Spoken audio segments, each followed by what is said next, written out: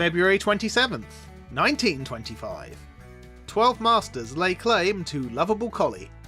Bobbie, the lovable collie who has won the hearts of employees of the District Pound, has found his master.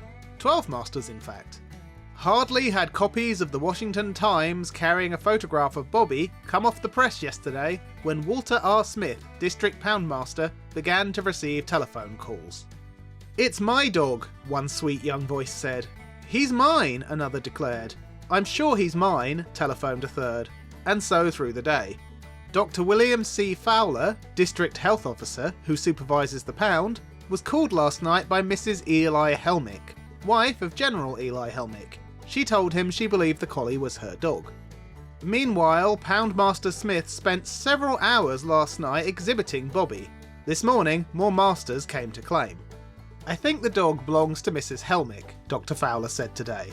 Mrs. Helmick visited the Pound this morning. Bobbie rushed up to her. However, Poundmaster Smith is not letting Bobbie go until he's certain as to the real owner. So this afternoon, Poundmaster Smith will hold court. "If you think Bobbie's your dog, come down here this afternoon," he tells inquirers. "We are going to get everybody together and decide who's the real owner." Mr. Smith is undecided just what method to use in identifying Bobbie's owner. "I can't use the old method of giving the dog to the one to whom he runs," he said. "Bobbie is such a friendly dog that he answers to any name. He's affectionate with everybody." Bobbie was picked up on the Wisconsin Avenue last week. He was such a good-looking and friendly dog that Pound officials decided to keep him until his owner was found. The usual course is to kill or sell them after 48 hours if they are unclaimed. Bobbie is living because he makes friends so quickly. He won the hearts of every Pound employee.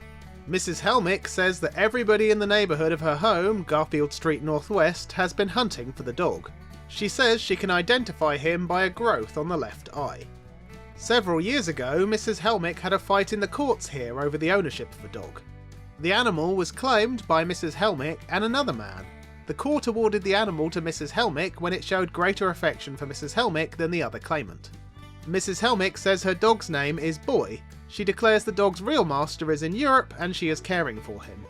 Another claimant from Virginia has a photograph of a dog which is said to resemble Bobbie.